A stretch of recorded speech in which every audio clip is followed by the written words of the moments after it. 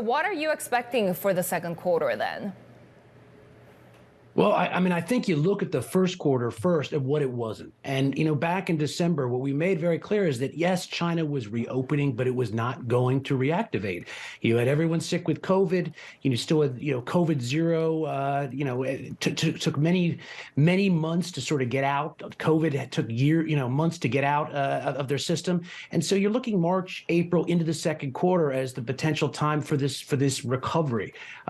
Look, if you look at the first quarter, you didn't see this revenge spending that everybody's hoping about. You didn't see an explosive rebound, but things are lining up in a very positive way. If you look at the retail and services data on the top level, not great yet. Disappointing maybe, but if you're looking at the borrowing numbers, you look at the capex numbers, the trend is going up. March was better than February, so I think that we're going to see a much stronger second quarter, and things could get a lot better later this year. Leland, so why didn't we see that revenge spending? What was happening on the ground that didn't actually lead to those forecasts, and how important is that for the rest of the world as we continue to speak to analysts who are really hoping that China will actually drive growth this year? Yeah, well, that's an extremely optimistic scenario because, everyone talks about China's GDP growth going up. Yes, China's growth's going up, and China's services is going to improve, and Chinese manufacturing improve. But Chinese growth per se doesn't energize the rest of the world. They'll need the Chinese consumer to be reactivating. And so that's the big question here. The reason this didn't happen earlier is because everybody was sick with COVID or sort of getting over the hiccups of transitioning from the COVID zero era.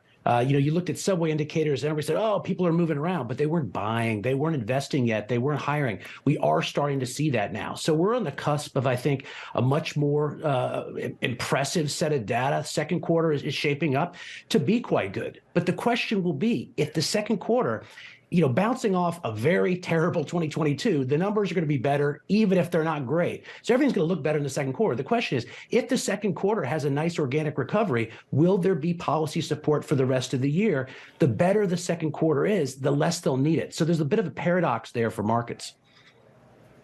Leland, what's to say that we'll ever get back to the bombastic reactivation? I just love that phrase, by the way. But is this really the start of an era of structurally lower growth? Is this the new normal? Because we know, for example, for the consumer, the property market has traditionally been that source of high confidence, right, and household wealth. And we know that's not really recovering anytime soon.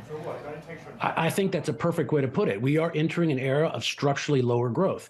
There is going to be a bounce back from the COVID zero time. In 2022 was an absolute disaster.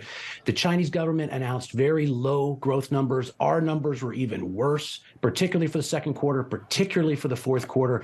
So look, there's going to be an improvement off 2022, and there's going to be an improvement in the second quarter, which, if you remember a year ago, was when Shanghai and a bunch of other cities had those big lockdowns. We showed a contraction in growth. So there will be a bombastic reactivation with, you get a little bit of revenge spending, maybe you get better data bouncing off on your comparison. But yes, you are not going into an era of anything other than structurally lower growth.